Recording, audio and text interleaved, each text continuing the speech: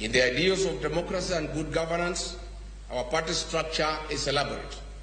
We have the following party organs: the National Delegates Convention, NDC, the National Governing Council, NGC, the National Executive Committee, NEC, the National Management Committee, NMC, the National Election Boards, NEB, the National Commissions through committees, the National Assembly Caucus, the Senate Caucus, Governors Forum, MCAs Forum, the National Secretariat, Eminent Persons Caucus, People Living with Disability Caucus, the Diaspora Caucus, the Youth Caucus, Religious Leaders Caucus, Women Caucus, and Student Caucus.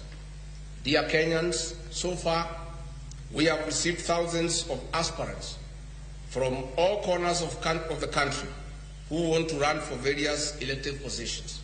We welcome aspirants to various positions from governors, senators, members of the National Assembly, women representatives, and members of the county assemblies. I want to assure all our aspirants who are willing to vie for any elective position using our party that we have no favorite candidate. The party belongs to the people of the Republic of Kenya. I therefore urge all aspirants to immediately register as members of the party starting now. It is the people of Kenya who give us the candidates they would like to have as their leaders. In any case, we have under Article 19 of the party constitution a National Elections Board that is independent, which has spelled out rules and duties regarding electoral conduct of the party primaries. As such, the National Elections Board shall, in consultations with the National Executive Council, organize, coordinate, and supervise all party elections and nominations in accordance with the party nominations and election rules and procedures. And let me clarify for the avoidance of doubt, this party has no favorite candidate. This party has no provision for direct nomination.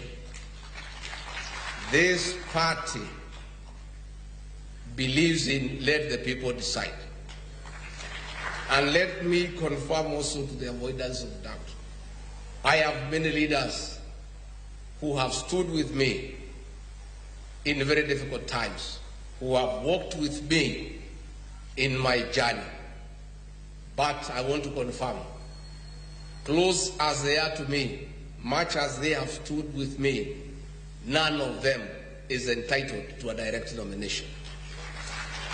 So I want to encourage everybody to be prepared to face each other in the party primaries. As I conclude, allow me to thank every Kenyan who believes in the call for patriotism, every Kenyan who believes that we, the people, deserve better every day, that we, the people, need to be respected, that we deserve better services, and that our taxes must count. My dear countrymen, my people, the great people of the Republic of Kenya, the future of our nation remains promising.